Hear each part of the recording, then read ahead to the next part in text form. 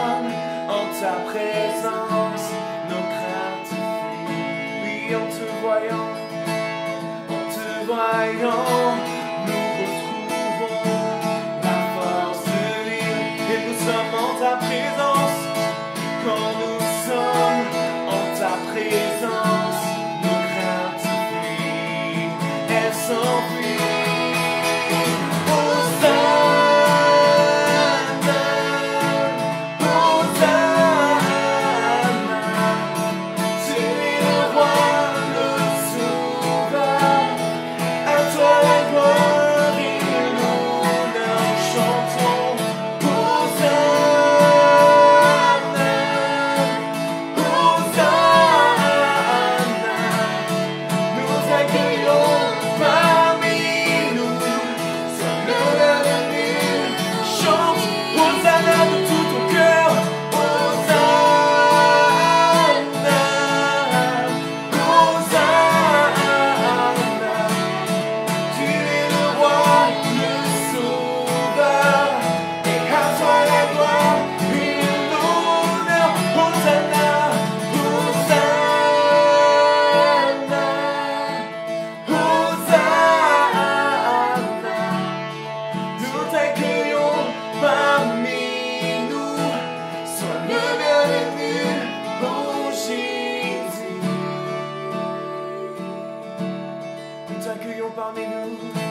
sois le bienvenu, oh Jésus.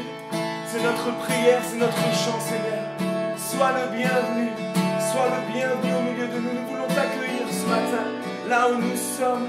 Nous voulons t'accueillir, nous voulons te dire, sois le bienvenu, Jésus. Et manifeste ta gloire au milieu de nous. Seigneur, notre prière, notre louange s'élève vers toi. Que ton nom soit glorifié, Jésus.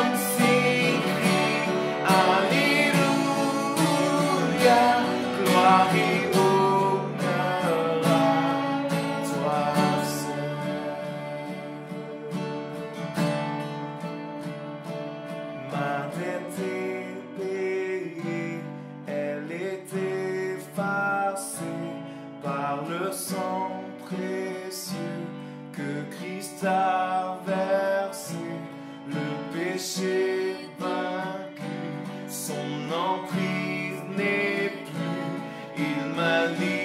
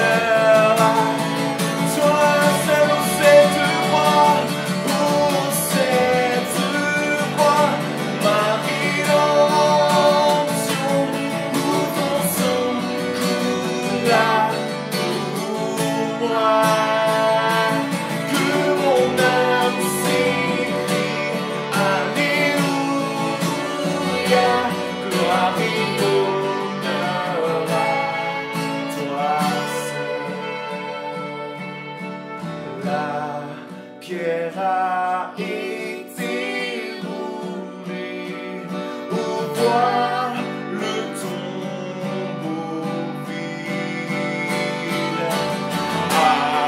Alléluia, Dieu soit loué, il est ressuscité.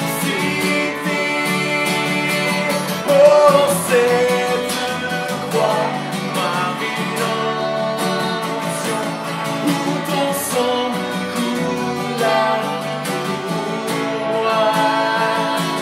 Que mon âme s'écrie, Alléluia, gloire et honneur. Déclarons cette voix, oh cette voix, ma rédemption, où ton sang coula pour moi. Que mon âme s'écrie, Alléluia, gloire et honneur à toi seul, gloire et honneur, gloire et honneur à toi seul, gloire et honneur à toi seul. Gloire et honneur à toi seul, Seigneur.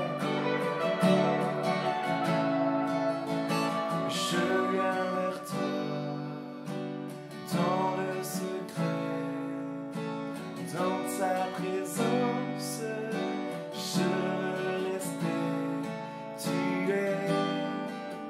Tu seras toujours là.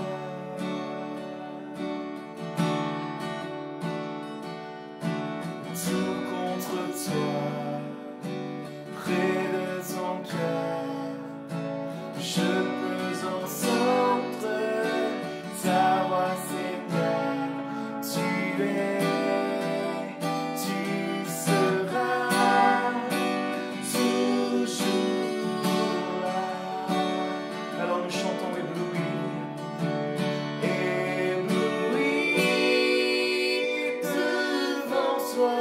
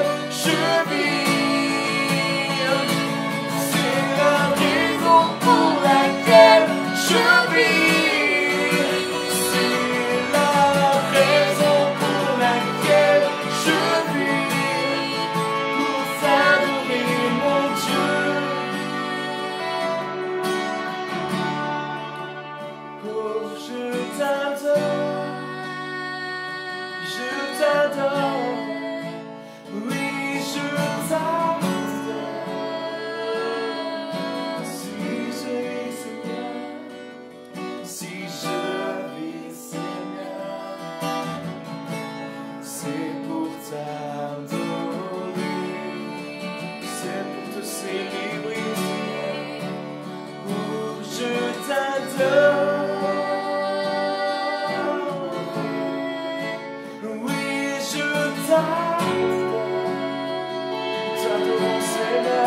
Si nous vivons, Seigneur, c'est pour toi. Si je vis, Seigneur, c'est pour t'adorer. Que là où nous sommes ce matin, nous puissions simplement élever nos voix vers le roi. Que nous puissions le célébrer de tout notre cœur. Faire monter vers lui des prières, des louanges, une adoration qui s'élève. Que nous puissions simplement remplir le lieu là où nous sommes de nos louanges. Que nous puissions simplement faire monter vers lui de nouvelles mélodies également. De nouvelles paroles, comme une poésie qui s'élève vers le roi. Seigneur, nous voulons te louer ce matin. Seigneur, nous voulons t'élever. Bien haut, Seigneur. Bien haut. Tu es élevé en majesté, Seigneur. Sois élevé plus haut, Jésus. Seigneur, c'est simplement pour te chanter, te célébrer, te rendre toute la gloire. C'est pour cela que nous élevons nos voix, Jésus. Oui, nous célébrons ton nom, Seigneur. Chantons ta victoire. Tu as tout accompli, Seigneur. Nous voulons t'adorer, Seigneur. Adorer ton Saint-Nom,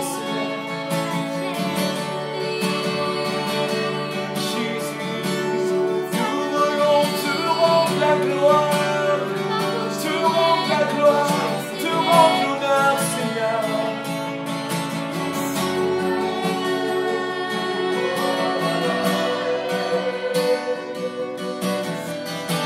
Nous sommes superbes, Seigneur.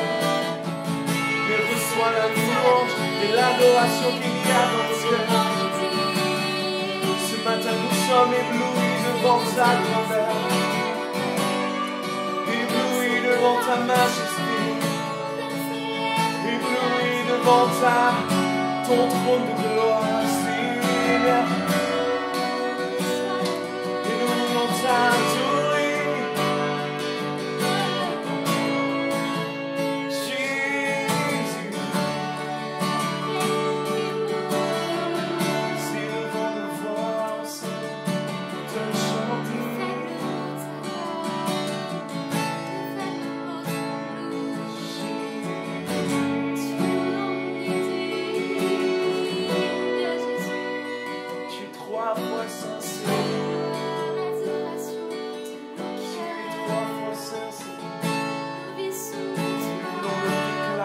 Avec les anges, tu es trois fois saint. Alléluia.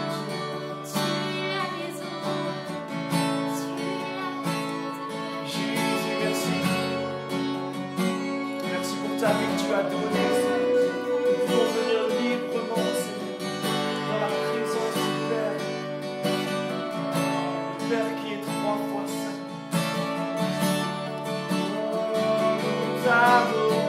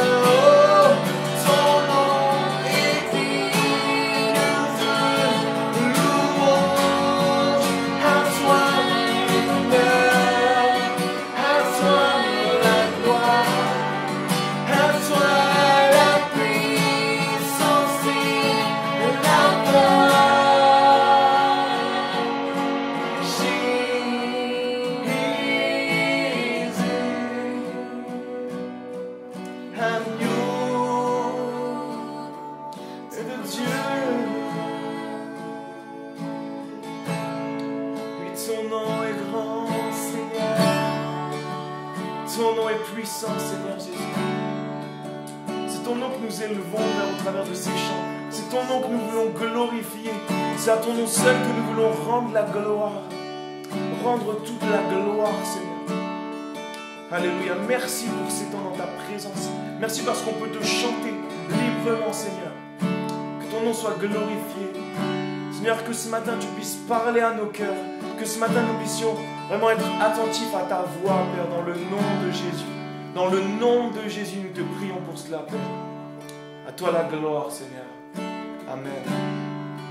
Amen.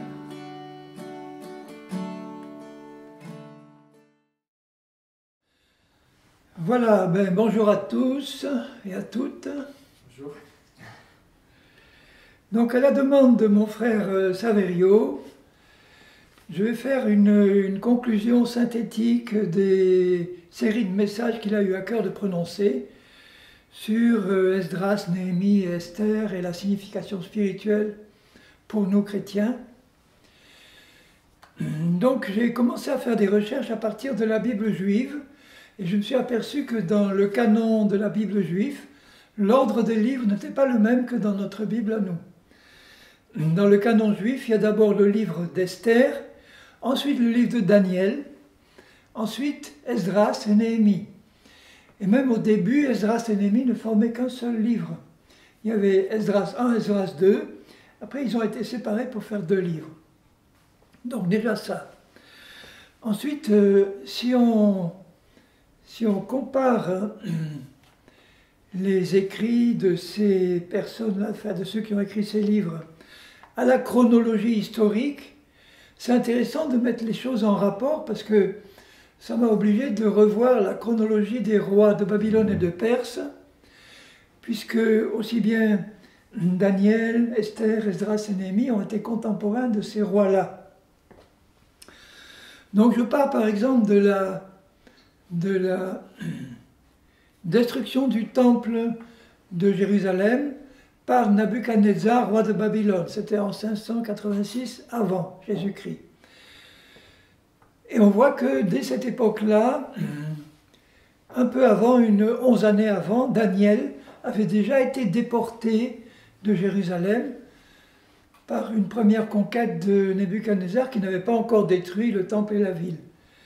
Donc Daniel était tout jeune, et Daniel a connu plusieurs rois de Babylone et de Perse ensuite. Il a connu Nebuchadnezzar, il a connu le successeur de Nebuchadnezzar, Belshazzar, et c'est sous Belshazzar que Babylone, la ville, a été conquise par les Perses et les Mèdes. Donc à partir de là, on voit que Daniel est resté conseiller, pas seulement des rois de Babylone, mais des rois de Perse qui ont conquis Babylone par la suite, c'est-à-dire Cyrus, Darius. On ne sait pas exactement quand Daniel est mort, mais on peut être sûr que Daniel a été contemporain de Cyrus, roi de Perse, qui a conquis Babylone et qui a donné l'autorisation de rebâtir le temple de Jérusalem en 538 avant Jésus-Christ. Donc le roi Cyrus a gardé comme conseiller Daniel. Et il est possible que Daniel, qui avait à ce moment-là plus de 90 ans, la 3e année de Cyrus, quand il est dit qu'il a eu une vision, la vision de Daniel 10, où il voit l'ange Gabriel lui annoncer ce qui va se passer dans la fin des temps, etc. Il avait 94 ans à ce moment-là. Et il est possible qu'il ait influencé Cyrus pour permettre la reconstruction du temple. Donc Cyrus, le premier des rois de Perse, c'est lui qui a permis la reconstruction du temple et c'est lui donc qui est contemporain ou Zorobabel, qui est le descendant du dernier roi de Juda qui a été amené prisonnier, Joachim. Zorobabel, ça signifie semer à Babylone. Il est né à Babylone dans la déportation Et c'est lui qui, avec Josué, qui signifie l'Éternel sauve, Zorobabel et Josué, on reçoivent de Cyrus la permission de reconstruire le temple de Jérusalem. Ensuite, sous le fils de Cyrus, Darius Ier, on voit que Daniel a continué à être son conseiller. Et il avait à ce moment-là plus de 110 ans. On ne le sait pas ça, mais quand on compare les chronologies des rois de Perse, il est dit que la première année de Darius, il a eu cette fameuse vision des 70 semaines. Et donc à cette époque-là, il avait 111 ans et il était encore conseiller de Darius Ier. C'est sous Darius Ier que le temple, le gros œuvre du moins du temple, a fini d'être construite sous Zorobabel. Donc une vingtaine d'années après le début de la construction. Mais historiquement, on sait que le temple n'était pas entièrement reconstruit. Les finitions, disons, ont été achevées 121 ans après le début de la construction. Le gros œuvre a été fini, puisque Zorobabel a eu la possibilité de voir la finition du gros œuvre du temple, mais les finitions ont duré beaucoup plus longtemps que ça. Donc vous suivez, il y a Zorobabel qui est contemporain de Cyrus, ensuite Daniel qui est toujours conseiller de Cyrus, le fils de Cyrus, Darius Ier, il garde Daniel comme conseiller, et le fils de Darius, qui est nommé dans la Bible Assuérus, en fait son nom c'était Xerxès Ier. Assuérus c'est un titre donné à tous les rois de Perse, ce n'est pas un nom propre. Donc Cyrus pouvait être appelé aussi Assuérus, et Xerxès Assuérus, et le fils de Xerxès aussi. Assuérus d'ailleurs en Perse, c'est un titre qui signifie en perse « je serai silencieux et pauvre ». C'est un signe qui permettait de montrer l'humilité des grands rois de Perse qui en fait étaient ni silencieux ni pauvres. C'était un titre. Alors ce qui est intéressant, c'est que le fils de Darius, Xerxès Ier, c'est lui, l'Assuérus du livre d'Esther, qui a pris Esther comme épouse. On ne sait pas si Daniel était encore vivant à l'époque, mais c'est peu probable, puisqu'il avait déjà 111 ans au début du règne de Darius. Il a pu vivre encore un peu, mais il est probable qu'au temps d'Esther, il est déjà mort. Donc vous suivez, Xerxès Ier, le fils de Darius, devient le mari d'Esther. Ça, c'est en 480 avant Jésus que Esther permet le sauvetage du peuple juif. Esther était la cousine et pas la nièce. C'est souvent une erreur de dire qu'elle était la nièce de Mardoché. C'était la cousine de Mardoché, et Mardoché l'avait recueillie et acceptée comme sa fille. Esther, ça veut dire astre. Et en hébreu, son vrai nom c'était Hadassah, qui signifie myrte, la petite plante dont on fait des liqueurs et des parfums. Mardoché, son cousin, qui est devenu donc le conseiller principal, le premier ministre de Xerxès, c'est intéressant de voir que tous ces rois, que ce soit de Babylone ou de Perse, Dieu a permis qu'ils aient à côté d'eux un homme ou une femme haut placé, qui a permis de les conseiller sur les décisions que le Seigneur avait à prendre par rapport à son peuple. Conserver le peuple en vie pour permettre par la suite la venue du Messie. Mardoché signifie petit homme et Aman signifie magnifique. Alors c'est intéressant de voir que Aman le magnifique, l'orgueilleux, a été abaissé et que le petit homme a été élevé par Dieu pour le sauvetage des Juifs. Ensuite, toujours historiquement, le fils de Xerxès Ier, ou Assuérus de la Bible, Artaxerxès Ier. C'est sous son règne que Esdras et Néhémie sont intervenus tour à tour, comme l'avait rappelé Saverio.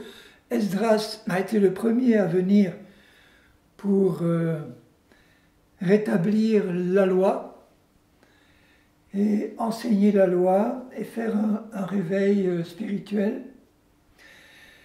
Artaxerxès a régné entre 465 et 424 avant Jésus, 41 ans. C'est sous son règne en 459, donc peu après le début de son règne, qui permet à Esdras et un certain nombre de rescapés de la déportation de revenir à Jérusalem. Mais Esdras, lui, a une tâche purement spirituelle. Enseigner la loi, faire un réveil spirituel, et donc préparer la venue ensuite de Néhémie. Néhémie est venu en 445, 14 ans après Esdras. Et lui, la mission de Néhémie, c'était de rebâtir les murailles de Jérusalem. Donc vous voyez, en parallèle avec les rois de Babylone et de Perse, Zorobabel est venu restaurer d'abord l'autel et après le temple. Ensuite, Esther est venue pour assurer la survie du peuple juif. Ensuite, Esdras d'abord et Néhémie sont venus pour achever l'œuvre qu'ils avaient l'intention d'achever, c'est-à-dire faire un réveil spirituel et finir la reconstruction des murailles et des portes de la ville. Donc si on suit l'ordre, il y a une signification spirituelle que mon frère a rappelée. Mais je voudrais quand même faire bien comprendre que quand le temple a été détruit par Nebuchadnezzar en 586, quand il a détruit le temple, l'arche avait disparu. C'est probable que Jérémie, le prophète, qui vivait à l'époque du roi Josias, le dernier roi, et qui a vu la destruction du temple, qui savait que les Babyloniens allaient venir pour détruire la ville et le temple, il a eu le temps, pendant les 3 ans du siège, de cacher l'arche et les contenus de l'arche, la manne, etc., quelque part dans les nombreux souterrains qui étaient sous la ville. Mais lorsque Zorobabel a reconstruit le temple, l'arche avait disparu. Ils n'ont pas pu remettre à l'intérieur du lieu très saint l'arche de l'Alliance. Donc du temps de Zorobabel jusqu'à la destruction en 70 après Jésus-Christ par les Romains du temple qu'il avait reconstruit et qui avait été agrandi par Hérode avant Jésus-Christ, et pendant 40 ans, Hérode avait reconstruit un temple magnifique en partant du temple de Zorobabel et en l'agrandissant. Mais pendant toute cette époque, l'arche n'existait plus. L'arche n'était plus dans le temple. Donc, tous les sacrifices qui étaient refaits, c'était un temple vide de la présence de Dieu, en fait. Un temple vide. Il n'avait même plus, le grand prêtre, la possibilité, le jour des expiations, le Yom Kippour, d'entrer pour poser sur le propitiatoire le sang des sacrifices. Il ne pouvait plus. Donc finalement, c'était, même si extérieurement, l'autel, le temple, les murs, les portes ont été reconstruits, même si Esther avait permis la survie du temple, du peuple juif, ils n'avaient plus la possibilité de exercer leur religion comme le Seigneur le voulait, parce que le cœur de la religion juive, c'était le lieu très saint et la présence du tabernacle et du propitiatoire qui permettait de recevoir les sacrifices, qui permettaient l'expiation des péchés du peuple. Donc pendant toute cette période, c'était une religion morte, en fait. Mais que Dieu a permis que soit restauré le temple et les murs, c'était pour assurer la survie du peuple et permettre que le peuple ait quand même un semblant de religion, même si le cœur n'était plus là, qui permettait d'attendre la venue du Messie, du dernier prophète Malachie, et puis ensuite, 400 ans après Malachie, de la venue de Jésus. Ils avaient gardé la forme extérieure des rites religieux qui permettaient au peuple juif de subsister par rapport aux nations, mais par rapport à Dieu, il n'y avait plus rien. Par rapport à Dieu, il n'y avait plus la présence de Dieu. J'ai vérifié à quel moment, quand le temple a été détruit en 586 avant Jésus-Christ, auparavant, pendant la déportation, la première déportation, puisqu'il y a eu 2 déportations, hein, et une première où Daniel, Ézéchiel, qui faisait partie de la première déportation, étaient envoyés à Babylone, et ensuite à 586, il est venu pour détruire la ville et le temple.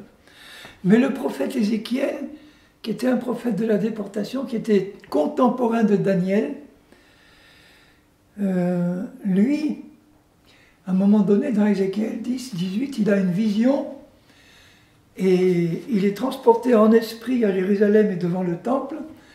Et là, il voit la présence de Dieu quitter le lieu très saint. Il voit Dieu sur les chérubins, etc. Quitter la présence, remplir le parvis du temple.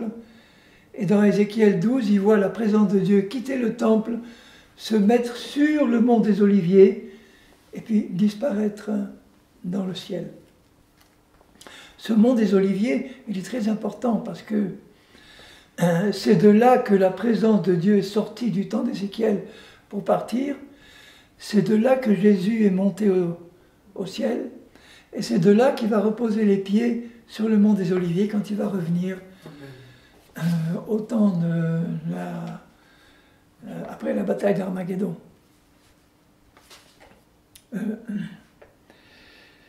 Alors, ce qui est intéressant là, c'est de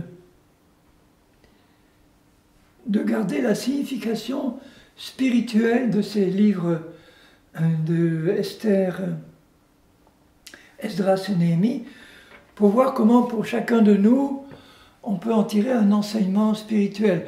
On peut déjà tirer un enseignement spirituel dans l'ordre de la reconstruction de l'autel, du temple, de la ville, parce que c'est un ordre qui est important pour Dieu, qui a une signification pour nous aussi. Donc l'autel représente la croix, le temple pour nous c'est nous, le temple vivant, chacun de nous, et c'est en même temps l'Église, corps de Christ, qui forme le grand temple de Dieu. Et Dieu veut restaurer à la fois le temple et la ville. Or la ville, c'est aussi une image de l'ensemble de l'épouse et du corps de Christ. Vous vous rappelez dans l'Apocalypse, quand Jean voit descendre d'auprès de Dieu la ville sainte, la Jérusalem céleste, il dit, ça c'est l'épouse de Christ. Donc la restauration de la muraille par Néhémie, ça représente aussi pour nous la construction de la Jérusalem céleste que Dieu et Jésus sont en train de faire maintenant dans le ciel, et qui va descendre sur la nouvelle terre que Dieu va créer à un moment donné, après la destruction de la terre actuelle. Et comment est construite cette nouvelle Jérusalem? Quand Jésus dit « Je vais vous préparer une demeure, hein, et quand je l'aurai préparée, je viendrai d'abord vous chercher pour vous y installer. » Et ensuite, l'épouse de Christ va descendre sur la nouvelle terre pour régner éternellement avec Christ sur la nouvelle terre. Mais les demeures qu'il est en train de construire à ce moment-là pour chacun de nous, de ceux qui vont constituer l'épouse de Christ, elles sont aussi construites en fonction de notre obéissance sur la terre à la volonté du Seigneur. Ça veut dire que le chrétien qui vient de se convertir et qui meurt une semaine après, il aura une demeure qui est construite en fonction de ce qu'il aura accompli dans cette semaine-là.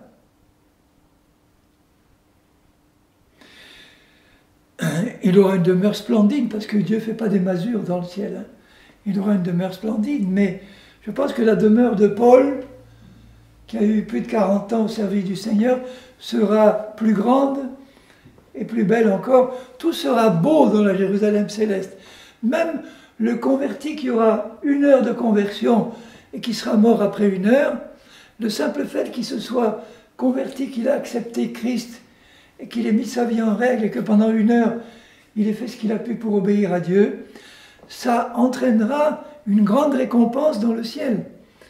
Les récompenses, c'est la présence de Dieu et de Jésus, mais c'est aussi les demeures qu'il est en train de construire avec les matériaux que nous lui fournissons ici sur la terre.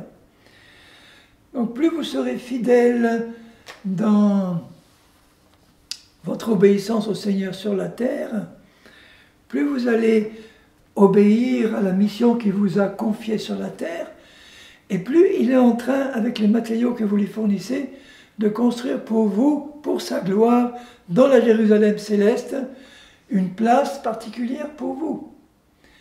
Il est dit dans le livre de Daniel que ceux qui auront enseigné correctement la parole de Dieu brilleront comme des étoiles dans le ciel.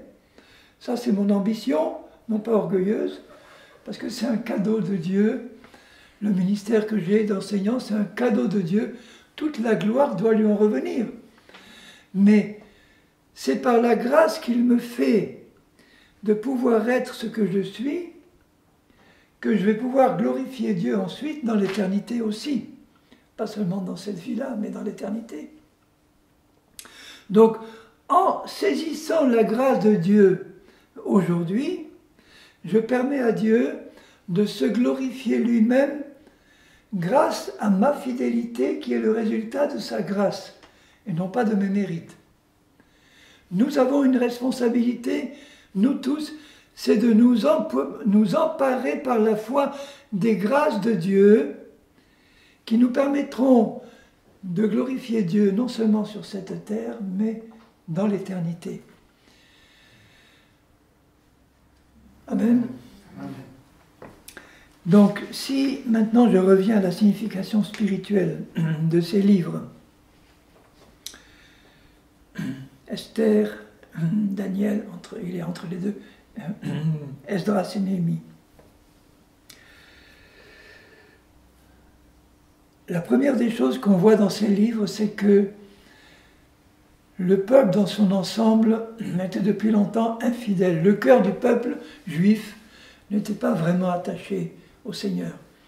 Mais grâce à la fidélité de certains conducteurs ou conseillers des maîtres de l'époque, comme a pu l'être Daniel, comme l'ont été Néhémie pour Artaxerxès, ou Esther par rapport à Artaxerxès Assuérus, Dieu a permis qu'il y ait, soit en tant que dirigeant, soit en tant que conseiller des dirigeants de l'époque, des hommes et des femmes fidèles au Dieu vivant et à sa parole.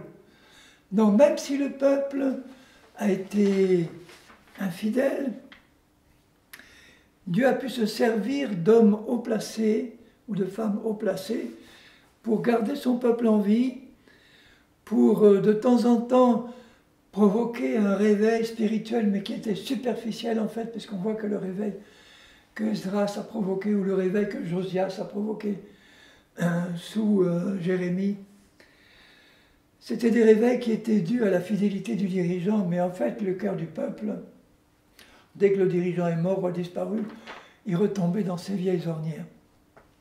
Mais quand même, ça a permis de le tenir dans une certaine fidélité pendant un temps. Donc il est important que les dirigeants ou les conducteurs du peuple de Dieu soient fidèles, et ça c'est valable pour nous aujourd'hui. Si la tête est bonne, le corps a des chances de suivre. Si la tête est pourrie, le reste pourrira plus vite. Donc si Dieu vous appelle à être conducteur aujourd'hui, ou avoir un ministère au niveau de son Église, il est important que ces ministères soient particulièrement fidèles à Dieu en tout temps et en toute occasion.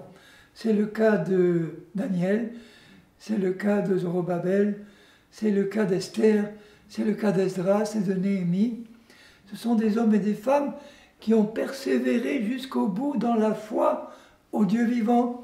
Et grâce à cette persévérance dans la foi et leur fidélité à Dieu vivant, Dieu a pu assurer la continuité de son plan dans l'histoire et jusqu'à la venue de Jésus. Et il en est de même aujourd'hui. Si l'Église, corps de Christ, peut être amenée à rester fidèle jusqu'au bout, ce n'est pas uniquement grâce à la fidélité de certains conducteurs, mais ça contribue grandement à permettre à ceux qui aiment la vérité d'être guidés par des phares qui leur permettent de voir où ils vont. Il faut que les conducteurs soient fidèles. Même s'ils ne l'étaient pas, ça n'empêcherait pas chacun de nous de l'être et de le rester. Hein. Ce n'est pas parce que nos conducteurs sont infidèles que nous, on peut se permettre de l'être. On aura toujours l'obligation, où qu'on soit, d'être fidèle. Mais c'est sûr que ça favorise la fidélité du peuple si les conducteurs le sont, fidèles. Donc, fidélité à Dieu en tout temps, ça c'est pour nous tous.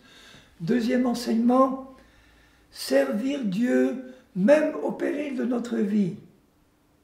Ça a été le cas de Esther.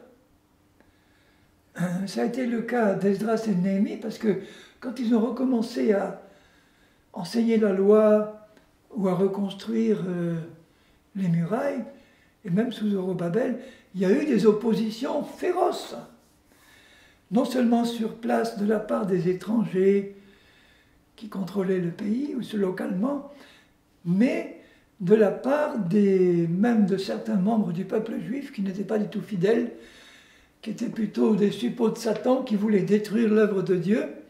Donc ils ont eu à faire face à des dangers de mort permanents. Ça ne les a pas empêchés de faire jusqu'au bout ce que Dieu leur avait demandé de faire. Donc nous, chrétiens, aujourd'hui, nous serons confrontés à des oppositions féroces de Satan et de ceux qui sur la terre servent Satan pour nous empêcher de faire l'œuvre de Dieu, pour nous menacer même de mort, de persécution et autres. Mais si nous comptons sur la fidélité du Dieu que nous servons, il nous gardera et il permettra, si nous restons fidèles, il nous permettra de finir l'œuvre qu'il nous a demandé de faire. Ensuite, c'était des hommes et des femmes qui s'attendaient en tout temps à Dieu et qui gardaient dans leur cœur les promesses que Dieu avait faites à son peuple. C'est le cas de Daniel, quand il lit que dans les livres, les 70 ans étaient écoulés, qu'est-ce qu'il fait? Il prie en disant « Seigneur, selon ta parole, je te rappelle que après 70 ans, tu aurais permis le retour de ton peuple, donc je me permets de te le rappeler. » Néhémie, Esdras connaissaient la parole de Dieu et ils s'attendaient à Dieu parce qu'ils connaissaient sa volonté. Ils s'attendaient à Dieu pour que Dieu leur permette de toucher le cœur des dirigeants de l'époque et que Dieu leur permette, malgré toutes les difficultés, de pouvoir accomplir le plan qu'il avait pour eux. Ensuite, une autre leçon pour nous, c'était des hommes et des femmes qui ont refusé tout compromis. Tout compromis. Ils auraient pu se compromettre, ils auraient pu essayer de diluer un peu la parole ou d'adopter des compromis avec leurs ennemis pour pouvoir réussir d'une manière humaine leur projet, mais non. Ils avaient dans leur cœur la connaissance de la volonté de Dieu et le fait qu'ils étaient sans crainte par rapport à la mort, sans crainte par rapport à la persécution, sans crainte par rapport aux menaces dont ils faisaient l'objet, parce qu'ils comptaient sur Dieu, ils comptaient sur sa parole et ses promesses. Ils ont décidé de ne faire aucun compromis et grâce à ça, Dieu a pu intervenir. S'ils avaient fait des compromis, ils auraient eu l'approbation du monde et ils auraient pu faire des choses, mais des choses du monde qui n'auraient pas été dans le plan de Dieu et le plan de Dieu n'aurait pas pu se faire. Donc voilà les quelques leçons qu'on peut en tirer pour nous. Fidélité à Dieu en tout temps, servir Dieu même au péril de notre vie, nous attendre à Dieu et à sa parole et à la fidélité de Dieu et refuser tout compromis. Notamment au niveau des conducteurs. Donc là, s'il y a des conducteurs qui m'entendent ou qui vont m'entendre, je vous le dis de la part de Dieu, Dieu attend de votre part que vous ayez cet esprit-là de refus de compromis, de fidélité à Dieu et sa parole. Et même si vous n'avez pas une grande foule qui vous suit, vous aurez un peuple fidèle qui vous suivra. Et c'est ça qui compte pour Dieu. Et c'est grâce au petit nombre que Dieu fera réussir son peuple, son projet. Il n'a pas besoin du grand nombre pour réussir ce qu'il entreprend. Il a toujours eu, comme on le voit dans ces livres d'Esther, de Esdras et Néhémie, il a toujours eu, ou de Daniel, un petit nombre fidèle sur lequel il a pu s'appuyer et qui a fait réussir ses plans. Alors, qu'est-ce que je pourrais dire de plus? Eh bien, j'ai tout dit. Esdras signifie en hébreu le secours. Néhémie signifie l'Éternel console. Quoi encore?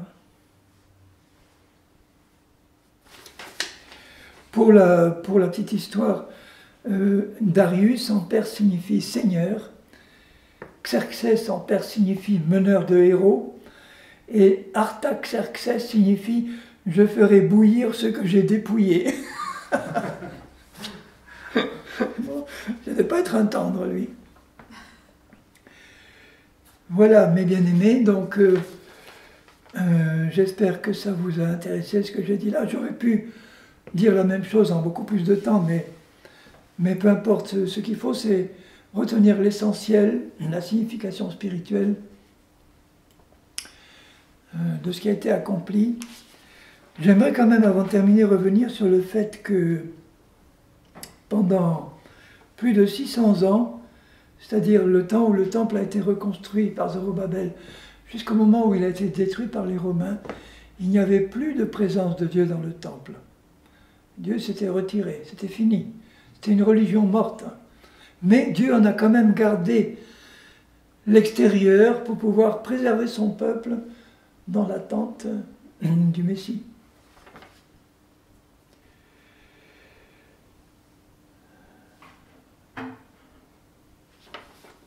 Merci Seigneur pour ta parole. Merci de nous permettre de tirer de ces enseignements la substance spirituelle, les leçons spirituelles qui nous permettront de bien comprendre comment tu veux agir dans nos vies. De commencer par le début, c'est-à-dire l'autel, la croix, ensuite le temple qui est nous, ensuite la ville qui est l'Église, ton corps. Et Seigneur, si chacun de nous, nous veillons à la construction de notre propre temple personnel, le grand temple de l'Église sera bien construit. On ne peut pas commencer par construire l'extérieur, on construit les fondations et on construit brique après brique. Alors Seigneur, je te prie que chacun de nous, petit temple de Dieu, nous ayons à cœur de te laisser construire notre propre temple comme tu le veux. L'autel d'abord, le lieu très saint, le temple, en commençant par l'intérieur, puis l'extérieur, et ensuite la construction du grand temple de l'Église, à laquelle nous sommes tous appelés à contribuer. Seigneur, fais en sorte que toi qui es le grand bâtisseur de ton temple, que ta volonté suprême soit accomplie au milieu de nous. Elle le sera, parce que tu vas enlever une épouse, la Jérusalem céleste, tu vas enlever une épouse parfaite, qui aura atteint sa perfection dans sa construction. Et que toute la gloire t'en revienne éternellement. Amen. Amen. Me voici à genoux devant toi, j'abandonne tout, j'abandonne tout. Mon seul désir, alors que tu m'as dit, c'est d'être avec toi, c'est d'être avec toi. Je m'abandonne, je m'abandonne, je veux te connaître plus, je veux te connaître plus, je m'abandonne, je m'abandonne, je veux te connaître plus, je veux te connaître plus. Par ta grâce, viens inonder mon âme. J'ai besoin de toi, j'ai besoin de toi. Mes bras ouverts, tu entends ma prière, tu parles à mon cœur, oui Seigneur, parle à mon cœur. Je m'abandonne, je m'abandonne, je veux te connaître plus, je veux te connaître plus, je m'abandonne, je m'abandonne, Seigneur, je veux te connaître plus, je veux te connaître plus.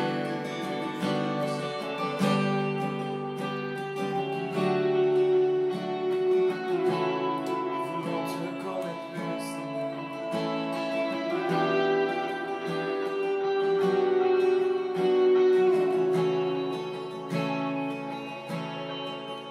tellement puissant, souffle maintenant. Dieu vient régner, Dieu vient régner en moi. Tel un ouragan, réveille mon âme. Dieu vient régner, Dieu vient régner en moi.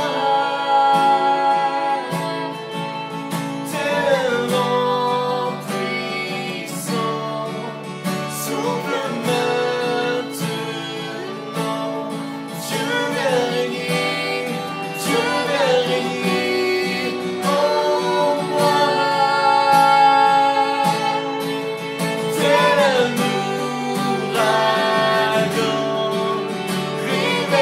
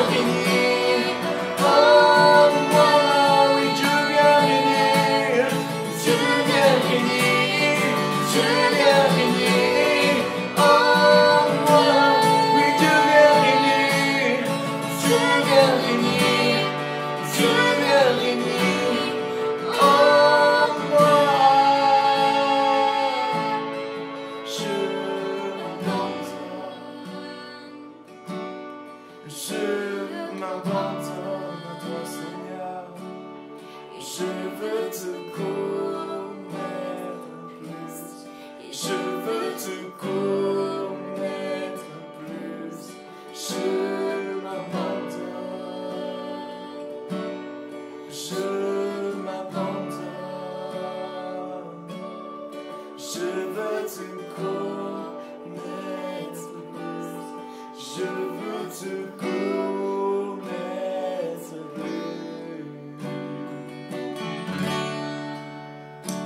Yes, c'est notre prière ce matin. C'est notre prière, nous voulons connaître plus notre Dieu. Nous voulons le rechercher davantage.